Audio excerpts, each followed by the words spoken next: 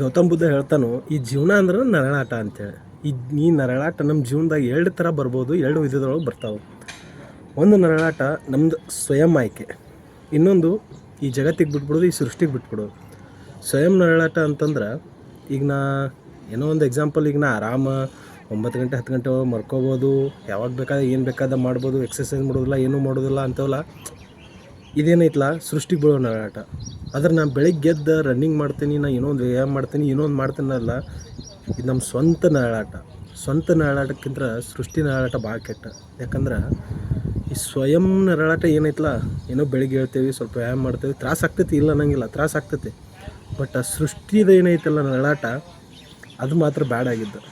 ಈಗ ನಾವು ನರಳಾಡಲಿಲ್ಲ ಅಂದ್ರೆ ನೆಕ್ಸ್ಟ್ ಇನ್ನೊಂದು 10 ವರ್ಷ ಬಿಟ್ಟು ಅವಾಗ ಏನೋ ಒಂದು ಕಾಯಿಲೆ ಬರೋದು, ಏನೋ ಒಂದು ಆಗ್ತೈತಿ.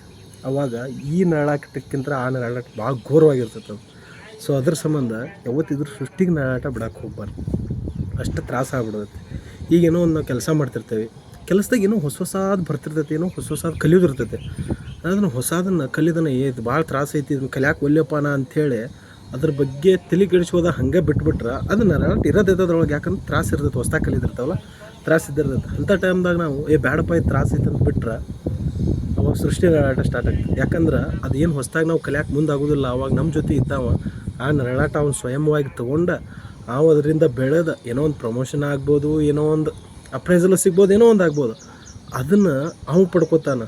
ಅವಾಗ ಆ ಕೆಲಸದಿಂದ ನಾವು ಹೊರಗೆ ಬರ್ಬೋದು ಚಾನ್ಸಸ್ಸು ಐತೆ. ಯಾಕಂದ್ರೆ ಅವ್ನು ಬೆಳೆದಂದ್ರೆ ನಮ್ಮನ್ನ ಯಾಕೆ ಇಟ್ಕೋತಾರೆ, ನಿಂದೇನೂ ಇಲ್ಲಪ್ಪ ಅಂತ ಹೊರಗೆ ಹಾಕ್ಬಿಡ್ತಾರೆ. ಸೊ ಅದ್ರ ಸಂಬಂಧ ಲೈಫ್ನಾಗ ನರಳಾಟ ಇದ್ದಿದ್ದಾನೆ, ಆದರೆ ಚಾಯ್ಸ್ ನಮ್ಮ ಕಡೆ ಐತಿ. ನಾವು ಸ್ವಂತ ನರಳತ್ತೇವೋ ಏನು ನರಳಾಟ ಜಗತ್ತಿಗೆ ಕೊಡ್ತೇವೋ ಅದು ನಮ್ಮ ಮೇಲೆ ಬಿಟ್ಟಿದ್ದು. ಸೊ ಅದ್ರ ಸಂಬಂಧ ನರಳಾಟ ಇರತ್ತೈತ, ಅದು ಯಾವತ್ತೂ ಸಾಧ್ಯ ಇಲ್ಲ. ಮನುಷ್ಯ ಜೀವಂತಿರೋ ಮಟ್ಟನೂ ಅದು ಇರತ್ತೈತ. ಸೊ ಅದ್ರ ಸಂಬಂಧ ಯಾವತ್ತಿದ್ರೂ ನಿಮ್ಮ ಸ್ವಂತ ನರಳಾಟ ನೀವು ಆಯ್ಕೆ ಮಾಡ್ಕೊಡಿ ಹೊರತು ಸೃಷ್ಟಿಗಾಗಲಿ ಜಗತ್ತಿಗಾಗಲಿ ಅದ್ರ ಆಪ್ಷನ್ ಕೊಡಕ್ಕೆ ಹೋಗ್ಬೇಡಿ. ಅದರಿಂದ ಭಾಳ ತ್ರಾಸ ಅನುಭವಿಸ್ಬೇಕಾಗ್ತದೆ, ನೋವು ಅನುಭವಿಸ್ಬೇಕಾಗ್ತದೆ. ಅರ್ಥ ಆಯ್ತಲ್ಲ? ಯಾವತ್ತಿದ್ರೂ ನಿಮ್ಮ ನೋವು ಏನೈತಿ, ನಿಮ್ಮ ನರಳಾಟ ಏನೈತಿ ನೀವು ಅನುಭವಿಸ್ರಿ. ನಿಮ್ಮಿಂದನೇ ಆಗಲಿ, ಜಗತ್ತಿಂದ ಆಗೋದು ಬೇಡ, ಇನ್ನೊಬ್ಬರಿಂದ ಆಗೋದು ಬೇಡ. ಅರ್ಥ ಆಯ್ತಲ್ಲ? ಯೋಚನೆ ಮಾಡಿರ್ಬೇಕಾದ್ರೆ. Thank you.